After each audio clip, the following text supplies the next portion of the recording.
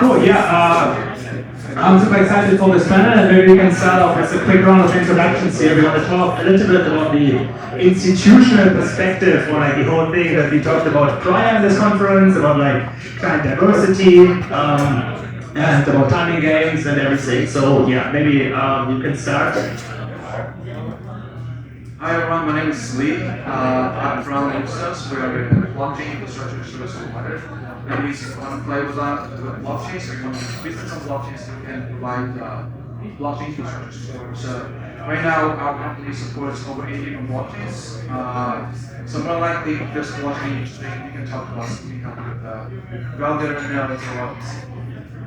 Hi everyone, my name is Christine. I'm part of the Galaxy research team. Galaxy is a crypto financial services company. We mainly service institutional clients with all of their trading, cryptocurrency, lending. We have a VC arm, investment banking. So in case you're a foundation or an institution, we do all the services related to crypto.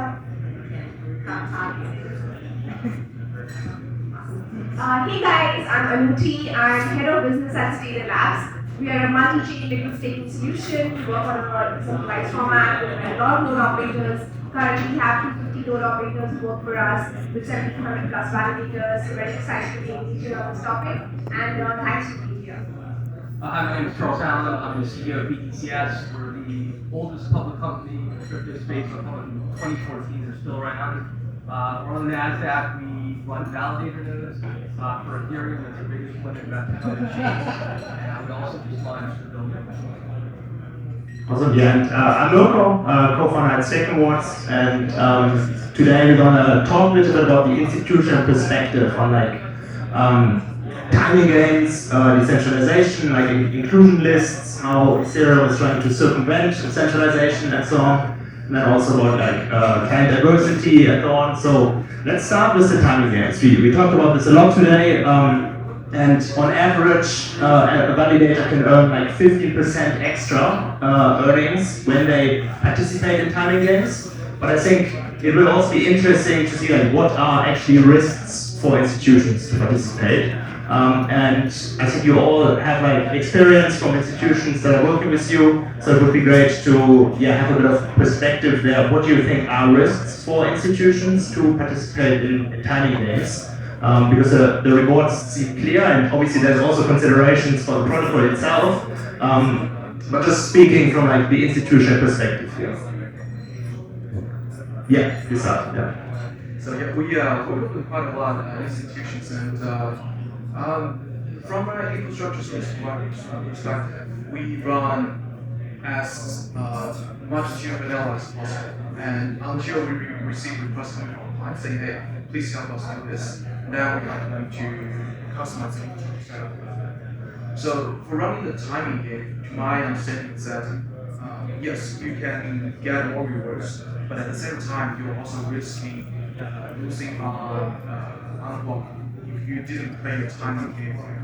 So to a lot of our institution clients, they actually just want us to make sure the service is stable, make sure the income stream is stable, and not taking on extra risk. Because when they participate in Ethereum staking, the risk that they batted with their team is based on how the protocols run with them, right? But also we have clients saying, hey, we want a little bit more risk, let's see how it happens.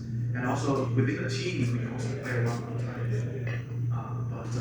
The risk is that our clients may not want to take on actual risk of actually losing the ball, right? And they lose that. And the second is that sometimes our clients don't want to see by the community as playing something unethical. Then they say, don't do this at all, just do it. So the risk to us, as far as we can see, is two fronts. First, potential with actual releases of reports. And then the second is seen by the community as doing something unethical. Yeah, I can talk a little bit more on the from a research perspective, like how these time games are really being thought about also by core developers, like core developers, and the way that they think about how to address time games that we appear in our protocol.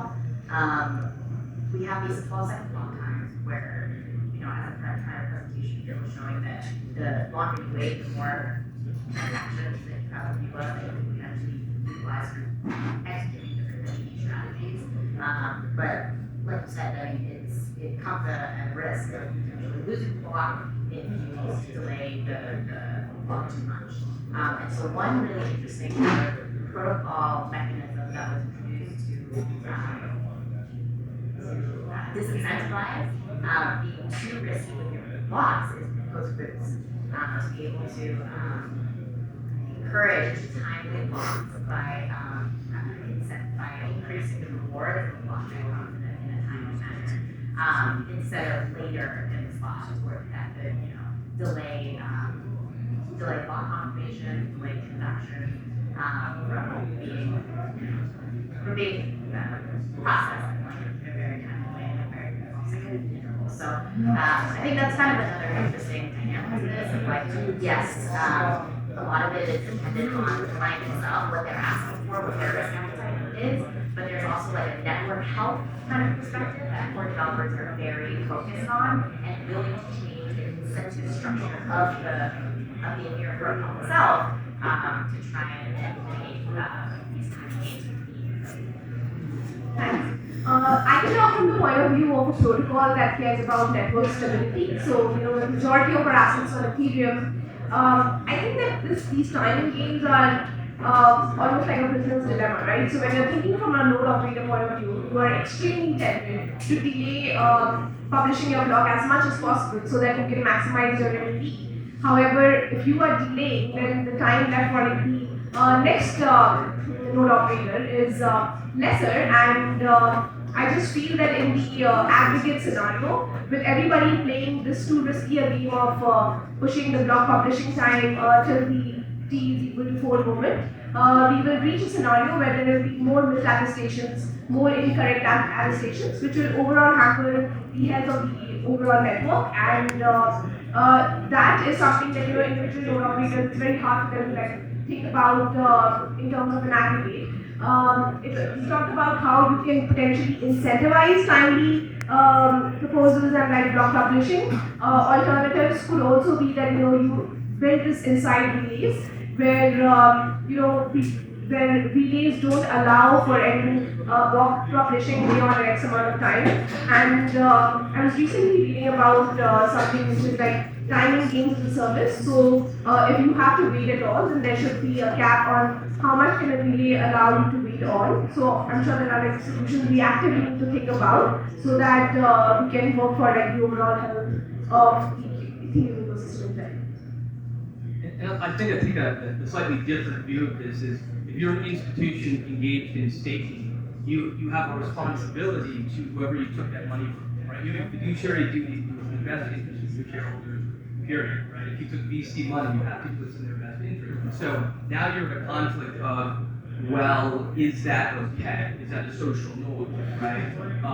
Is it okay to play timing? It's not against the rules, so is that fair? And you can take this and abstract it away from Ethereum and just life. Like look at COVID and mask mandates, right? It was a social norm at first, and it was really bad, right? You get nasty looks if you weren't wearing masks or you're too close to someone. And then what happened? That got codified into law. It's like, hey, we as society agree you have to wear masks. You have to at the state level, etc. And so when you look at the timing games, you're not really a bad guy if you're doing what you're supposed to do at an institutional level, right? Like, that's your job. If you fail to do your job, you have to ask the question, like, why didn't you fail to do your job? Who are you looking out for? And that's the problem that needs to get solved. So I think that's listening to the other panels. I think it really comes back to solve this problem. It has to be done at the protocol level because everyone's expectation of what is normal or acceptable in society is going to be different. It's going to be really hard to get consensus about, hey, I think you're a bad guy. No, I think my job is my back, right? And so I'll kind of leave it at that, but I think it's got to be done at the protocol level. Is that a priority or not now? Yeah, I think it comes down to how bad it's gonna get with people pointing out maybe institutions in terms of participating in these timing games. I guess it will probably increase to some point as more institutions join, and there will be pressure to really optimize for basis points. But I guess you mentioned like it's not even a consideration because right now we're maybe still early in like institutions. They rather have like or like play a little bit risk averse. So it's not even like worth the extra risk to have like 15% extra earnings. Do you all agree with that or? I think one point of clarification also is like who is playing these kind of games, right? Validator node operators are intentionally supposed to be like the stupidest of the MEVs in my chain, as in like they just run consensus layer client, execution layer client, MEVs, and they don't really customize or touch that core software. Of course, we have professional validators and operators that are making sure that there's a lot of uptime for your nodes. But really, I would say the actors that are engaging in the timing games are the builders, the block builders, who are wanting to see as many transactions as possible and maximize the total amount of energy that they can possibly pack into a block right before they close. But then they have to keep in mind that there's some latency, there's some increases in time in closing that block, getting it through the relay, getting it to the proposer then. So so you have to think who is running these builders, and there's only a handful. There's really only like 3 or 4 major builders, I'd say. And I think you just said that you were just launched the builder. So I think really like the people that we're talking about, they're not the favorites of the world. They're not the professional staking node operations that we might think of today. They're actually a lot more obscure companies or maybe not even obscure companies, but they are not the type of like very public, I guess, like institutions that we might be thinking of just as one company. But yeah. Yeah, I think it's also interesting, like if these extra rewards like are actually passed down to like the institutions. So because there's the node operators and then there's institutions that are kind of providing the stake to the node operators to run the validators. So could it also be a case that like the validator kind of is banking the extra rewards themselves or not passing it down to the institutions? I think in that case, we have to tell clients, what we're doing, what's the reward that's generated. So usually our practice is that we tell exactly our clients how much is generated. We issue reports, we issue statements, so that they know exactly what it is. And on a contract level, we tell them exactly how much these dimensions or cost per validator. So there's no hiding from our clients in that perspective. So if our clients really say, hey, help us do this, we want to see a little bit more actual income by using this builder or using that strategy, we help them to optimize, we help them to run. But of course, we stay flexible and say, here's the if you want to give us a little bit more because we do the actual work, then yeah, that's fine. That's what we discuss with clients. But I don't think there's anything hiding because of the data chain. It's fair. Awesome. Yeah, do you want to add any other points? No, I think I'm good on that one. Cool, yeah, then we can talk a little bit about the inclusion list. That's basically like the Ethereum Foundation's fight against centralization. It means that like there will be inclusion lists and the block proposer can like submit any addresses that are definitely going to be included on the blockchain, regardless of like how the block is constructed, basically from the builder. So I think it's interesting from the institution perspective to think about because they obviously have like regulatory compliance and so on, and then there's like there can be OFAC censored transactions, and the question is, would US institutions attest to a block that includes OFAC censored transactions?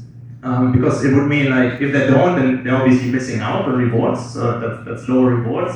And if they attest to it, then they could kind of get in trouble with the compliance or regulatory.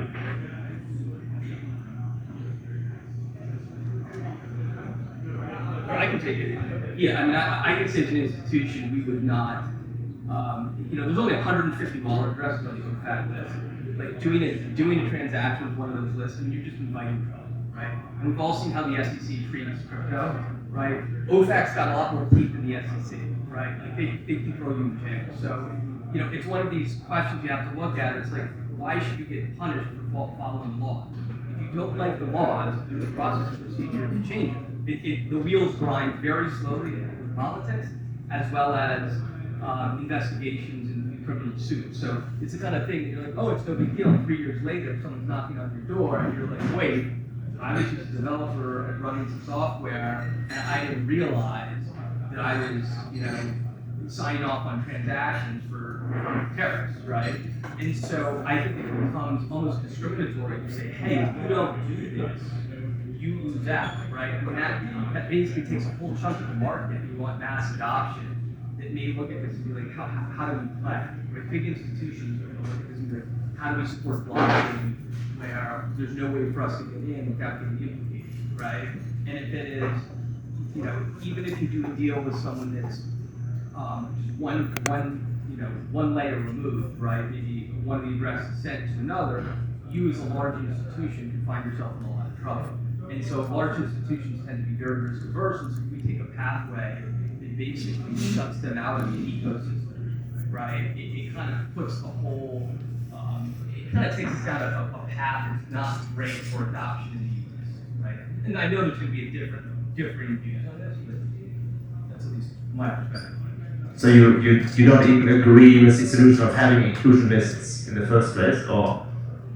Well, I think if we're forcing people to, write a transaction or miss a slot, you basically are pulling someone. You're forcing them to make a choice, right? And it's not a good choice. Versus saying, hey, if you want to exclude a transaction, you can do that, right? So I don't know. That's a simplistic way to look at it, but it's kind of discriminatory, right? Yeah. Here we can take the audience question. Just to ask a question on that point. So, the OFAC list is about U.S. persons doing business with certain addresses or people. Why do you believe that applies to being a validator? Like nobody's ever said that or written that. What makes you think that that's going to be the case in the U.S. legal framework? Well, it may not be, but I don't want to be the one to get it wrong, right? And so there is, if I run a validator node, right? I'm in Philadelphia, right? I'm running a node. It's in the U.S. So you've got U.S. citizens in the U.S. that wrote a transaction that was on a list, basically doing business with someone that I'm not supposed to be doing business with. So OFAC hasn't taken any actions on this, right? I think they did take action against the Russian Bitcoin miner, right? It's like a no-brainer. This is kind of probably not on the radar, but it may be on the radar. And they have a lot more teeth than like dealing with the SEC. IRS has a lot of teeth. So just looking at it, institutions are going to look at this and say, hey, this is too much risk. But you don't know it's going to be. Thank you. I don't know. Sorry, I've just been trying to. It's Therefore, Not falling asleep yet? No, I haven't actually noticed. Yeah, it's very. If you write a transaction, you've done business with that person, right? OFAC will take that I don't really position, think too right? much about it, but there's all these words. So- It's pretty good. I don't know what it doesn't seem so much. Thanks. For sure. Yeah, You may be right. I'm not going to say, hey, I think you're right. What I'm saying is they would have a very good case against you, right? And it's problematic. So if you're an institution and you're risk averse, most institutions are risk averse, you're just putting yourself in the crosshair. The bigger you are, the harder you fall, right? So if you're Coinbase, do you want to be doing it? Probably not. Like where we are as a NASDAQ public company, you've got eyeballs, and you don't want to do it, right? It's the kind of thing that like I don't want to answer to my wife why people are showing up at my door with bags and guns, all the beyond. And I've been here for 10 years. We've had guys show up with bags and guns at our door, and it's not cool, right? And to be clear, this type of fear and this thinking is something that is already widely accepted by builders and relays. So the fact that validator node operators are not censored, are not they're not playing like strategies where they are actively trying to like include censored transactions. It doesn't mean that validator node operators like Lido and you know other kind of major stakeholders, it doesn't mean that they're okay with being with like non-censoring. It just means that the censoring is happening already on builders and relays. So the onus is not on validator node operators right now to make that decision. But with inclusion lists, the onus goes to validators to make this decision. And I think a very pertinent question is if the decision was up to validator node operators, would they make the same decision as builders and relays have been doing now? That seems like kind of an obvious question to me, which is why I said in the past, you know, on other forums that I think the effectiveness of inclusion lists to stop censoring activity on the internet is not as high as for developers may think. But again, this is why there needs to be a certain level of outreach. I've said this before to developers, but like there needs to be a certain level of outreach from the pyramid core developers to validator node operators of what would you do in this scenario? Would inclusion lists be effective? Would this be something that you're comfortable with? And doing the work to know how this coaching would impact the businesses of builders, the businesses of relays, I think is huge. And that kind of outreach and analysis, from what I know, has not yet been done for inclusion lists.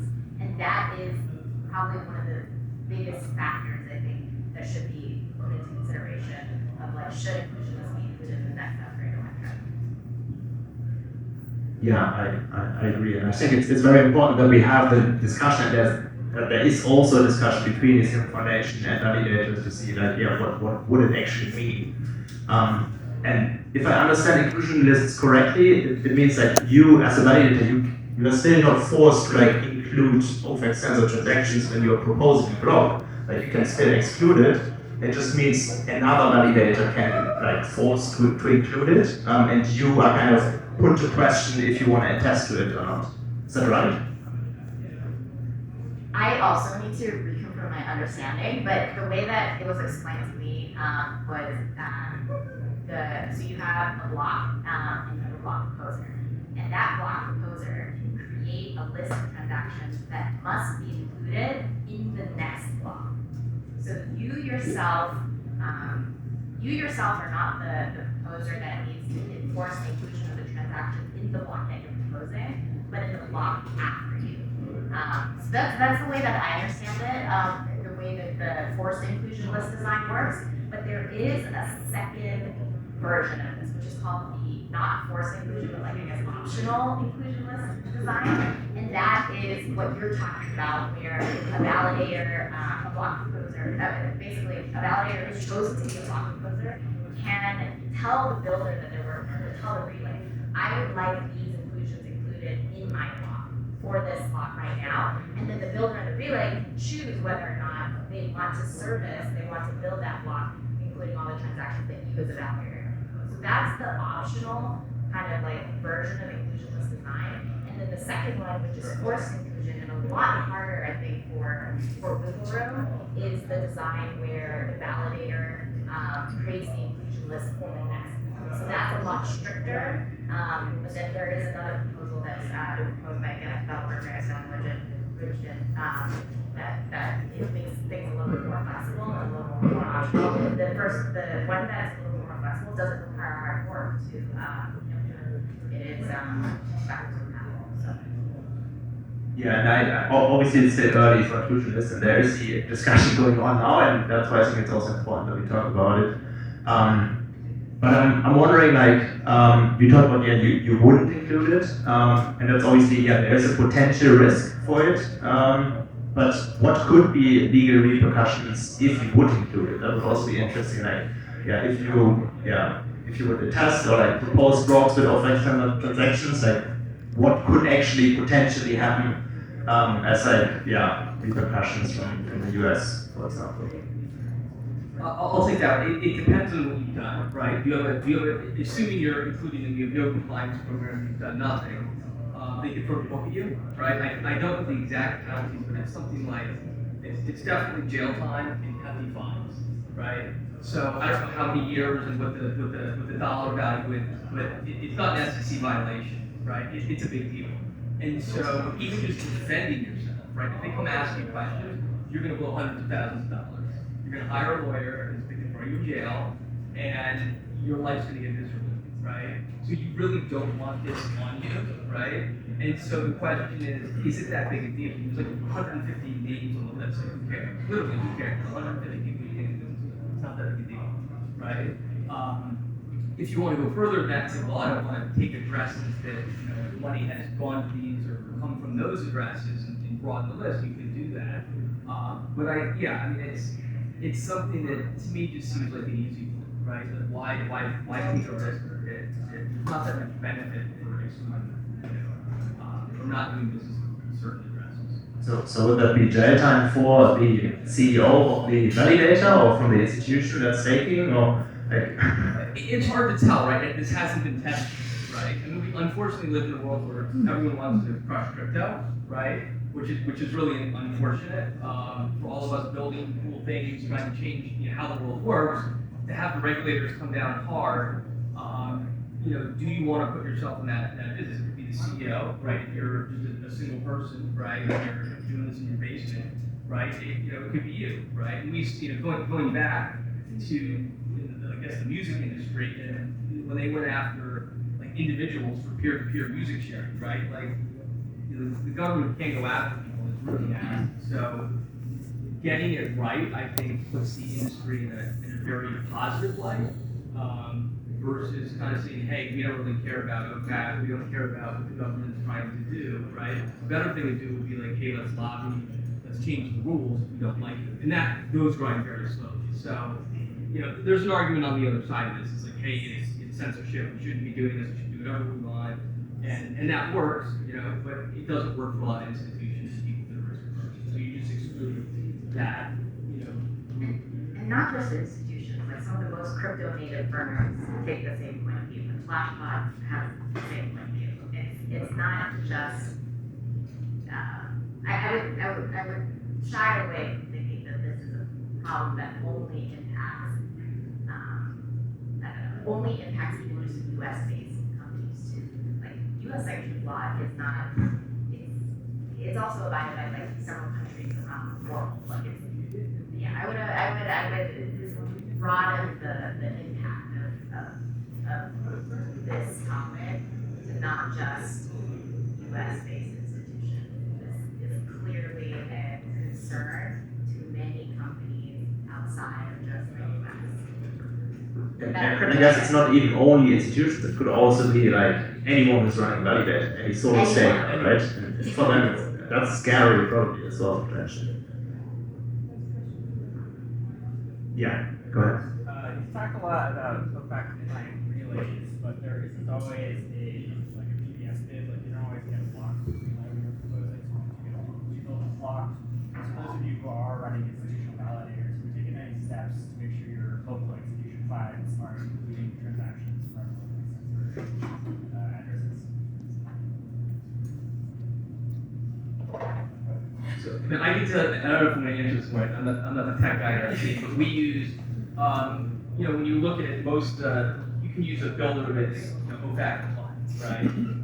And so that's as a validator, you're not doing that work now, right? If you're just running a validator, you've got pretty easily just taking it. Like, yeah, you don't always propose through a relay. Like sometimes you'll get a signed proposal where you need a slot, propose a block that didn't come from your relay.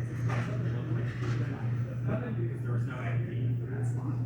And in that case, you're get and never mind, you see they'll all build the block immediately, we'll just pick the highest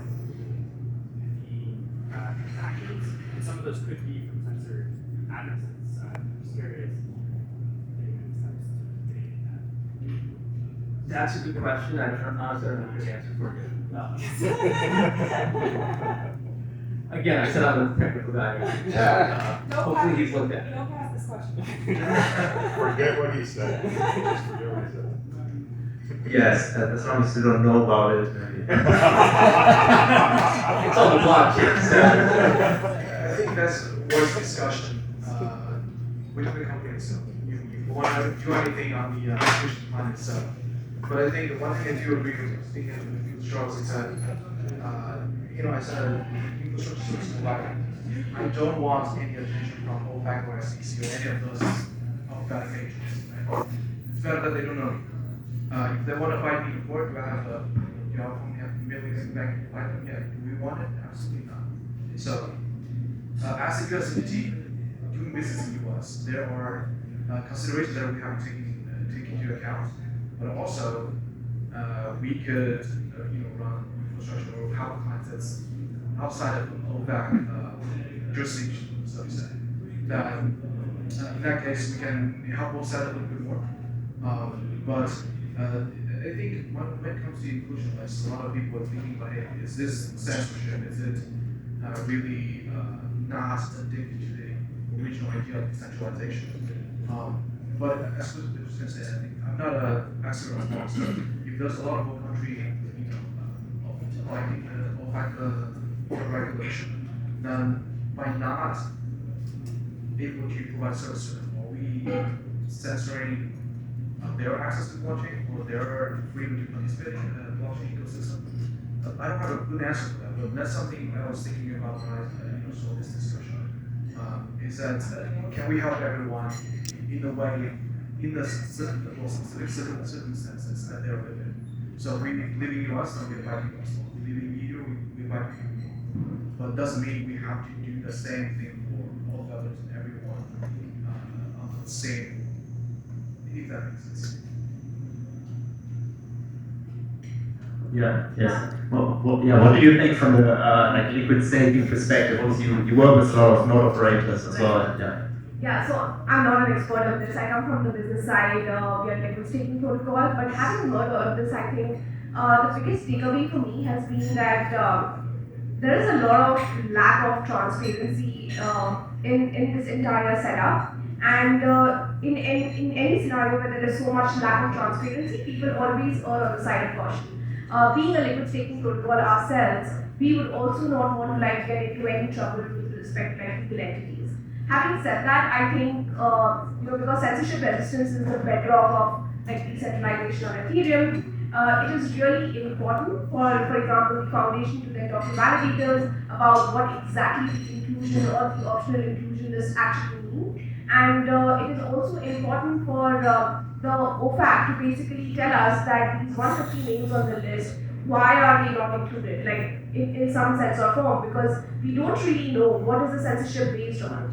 And so I think having transparency on these matters is really important for us to come to any reasonable understanding of how to operate with these very set of ambiguities and still make some informed judgment. That's the only thing that I can think from a first principle basis. Well, what I would say to that, you make a great point. I don't think we're going to get clarity anytime soon from multiple regulators, right? We can't even get the answers. Is ETH security in the eyes of the SEC, right? That's a pretty damn simple question, and we don't have a straight answer. So, I would hope we would get clarity from all of the regulatory bodies, but unfortunately, they're not forthcoming with careful, thoughtful guidance that will help our industry grow. It's not at the moment. Yeah, I think it comes down to a fundamental kind of clash between two different things. One is the institutions want to be compliant, they want to have to be compliant, and Ethereum wants to be decentralized, and somehow we need to make this match at some point. And there definitely is a clash in some way. What do you think? What do you hear from institutions and institutions that you work with? What role does decentralization actually play for them in decision-making process for staking and so on? From our perspective, so far we have received not requests, but more of a suggestion on, hey, can we, run about with other different clients. So far we haven't received you have to do this kind of request. but more of a suggestion from LRTs, from institutions. They want to see if we can help them to have a better image in the community, saying we are using a more, trying our best to make it more decentralized, not just ETH plus person. Maybe it's not one plus Lighthouse or whatever. And they want we help them to test, but so far that part is more for a plus for us to work with institutions on decentralization on cloud diversity. No hard requirement yet. From the perspective of why is decentralization so important for public blockchains, a lot of it comes down to security and resilience. If you have node operators that are distributed in like all countries around the world as opposed to one, then regardless of what kind of regulation comes down in the US, you still have like thriving Ethereum, like people running the Ethereum blockchain in several countries outside of the US. And that type of decentralization is just one vein of like security for Ethereum, like having geographic diversity. You had mentioned client diversity. Another one is of course stake diversity. If you have all of the staking activity happening through a single smart contract, for example, like Lido smart contracts, that's a major security risk for the Ethereum network. What if there's a bug in the Lido smart contract that causes, certain rewards not to be paid out? And so the goal that I think Ethereum core developers are always like moving towards, and this is kind of like the perspective I can speak to most because this is where I spend most of my time researching, is how do we maximize the amount of decentralization across all these verticals?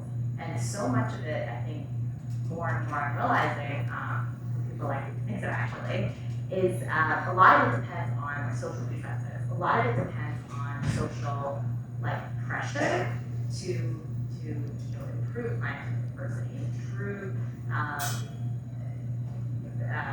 even stake centralization, to encourage people to use other types of staking pools or just run your own validator. And I think it really butts up sometimes against what we're talking about here on our panel, which is protocol level changes to also encourage that kind of decentralization. But it's clear that the speed at which the protocol can upgrade, the controversy around these changes too, can only go so far. And at this point, I think so much of Ethereum's decentralization does actually depend on social consensus, on the norms and the values that are kind of created broadly in the Ethereum ecosystem, which gets into kind of very hard to numerically define, but I think is definitely another important factor that's shaping these dynamics.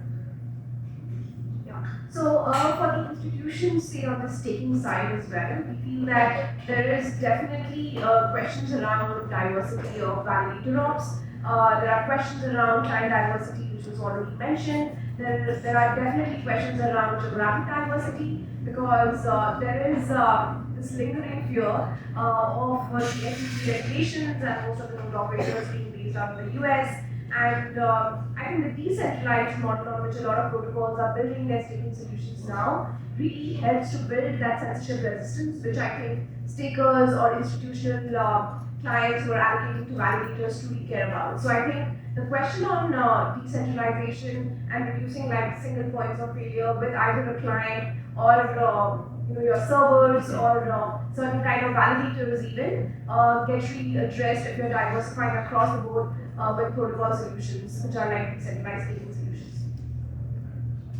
Yeah, I would agree with that. I think the more decentralization you have, especially outside of the US, is a good thing. But to get institutions in, right? And there's lots of types of institutions, right? I mean, you can look at the builders. The three largest builders are not kind of traditional institutions, right? And then you have are we going to have an Ethereum ETF, right?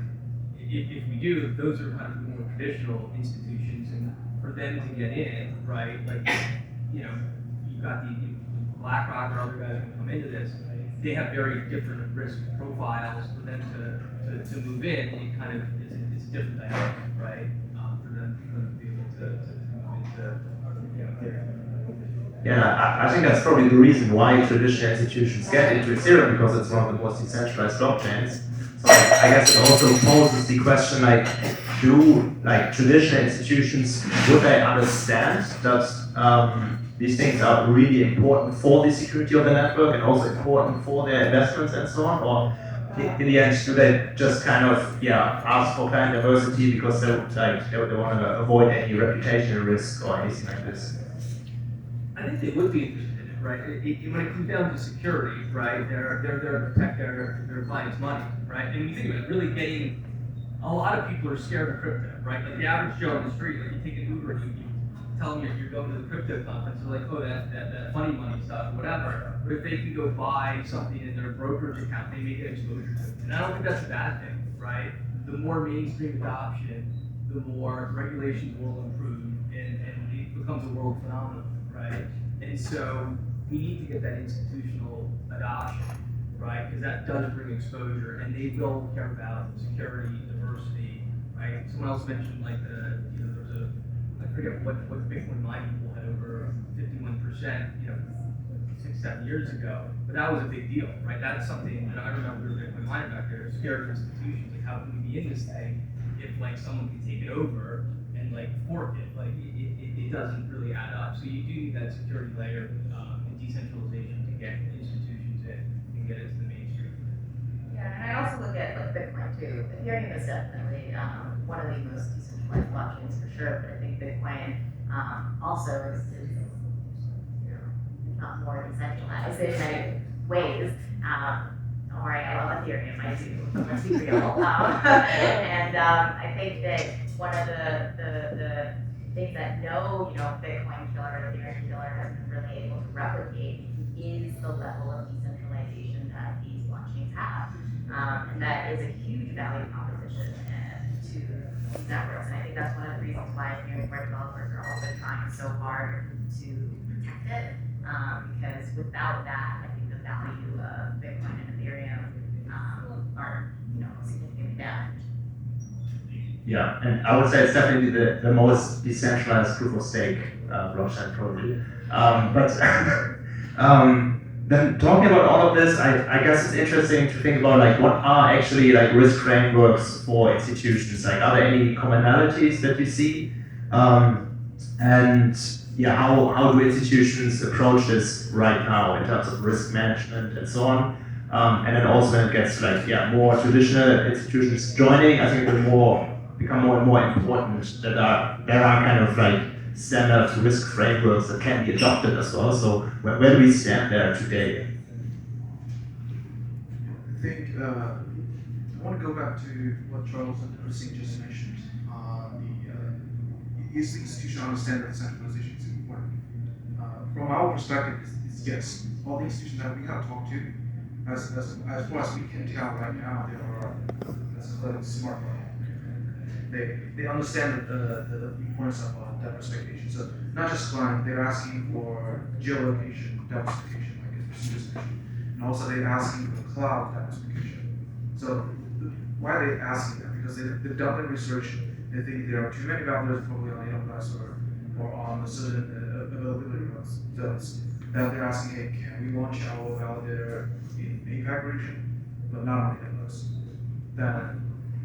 That tells me that they really did their research and they're not just thinking about, hey, we are getting into the industry, we want to support decentralization, but they also support that decentralization from the risk perspective. They want to manage from multiple aspects to minimize their risk while also maintaining the same exposure to their rewards and making sure that this is running.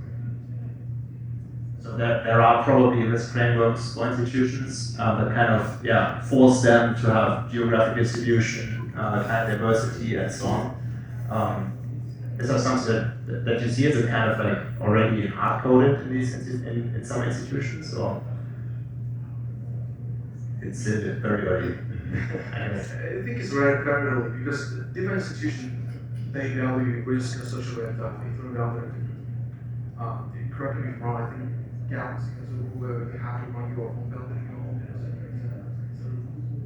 I I'm not sure. I'm part of the research team, so I can't, unfortunately. I don't actually know,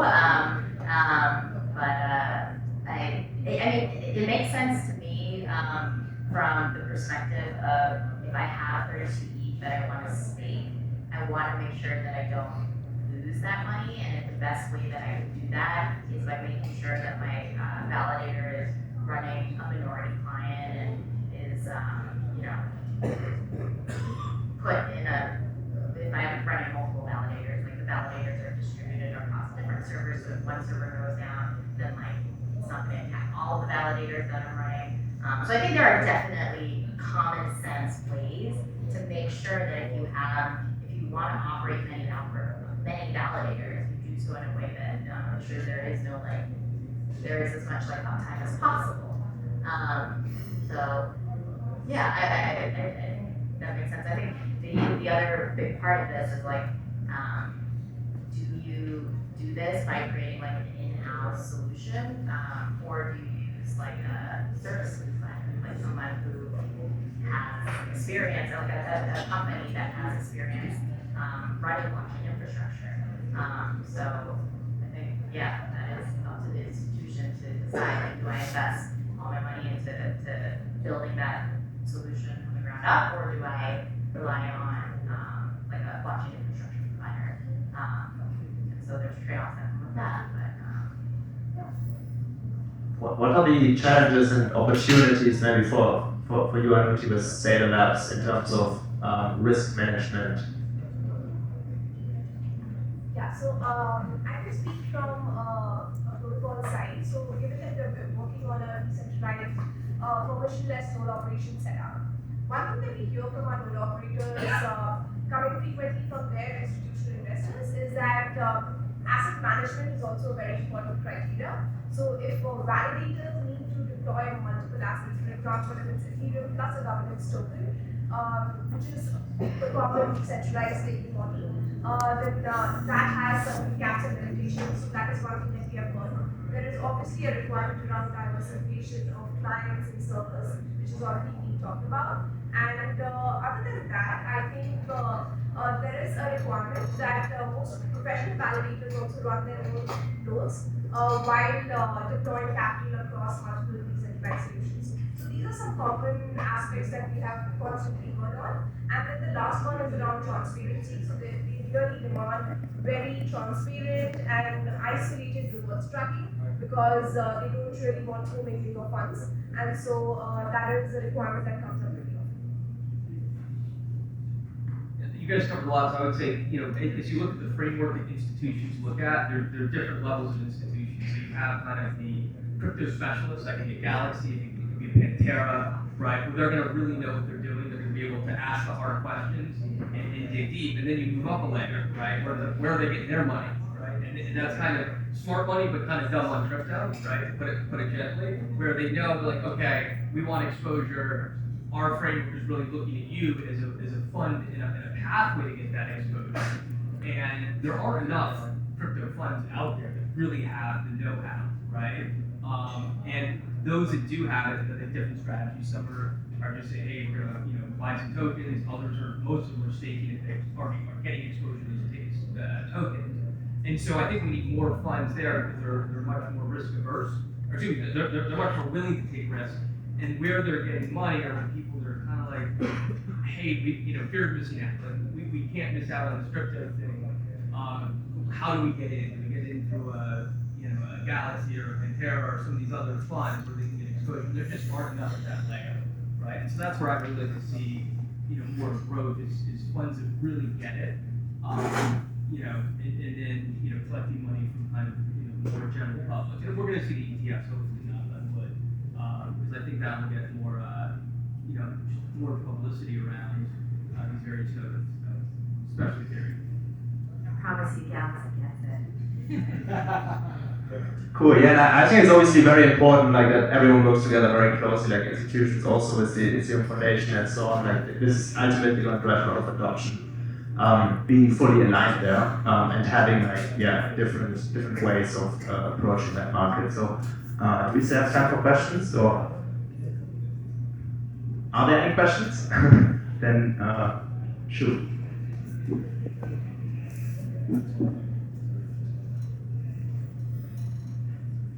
go ahead. What about DBT and institutions? Is there like a demand for that for distributed knowledge?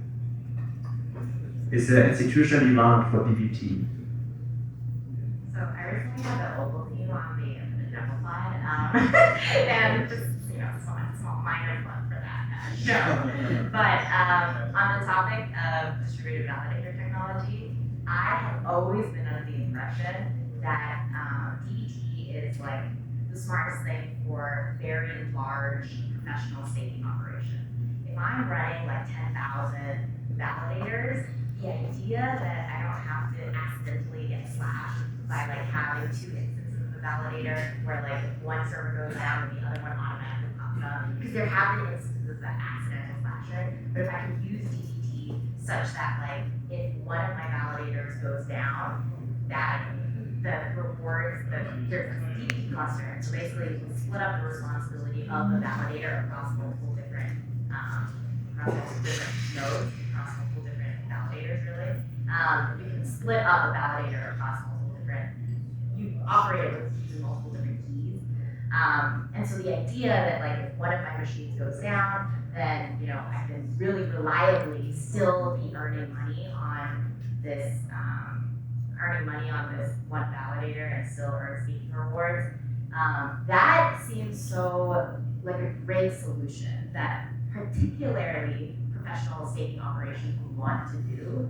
But I didn't really understand why any staking operation, like professional staking operation, would want to participate in a DBT cluster where there's like other professional staking operations, or even like an at-home validator. Like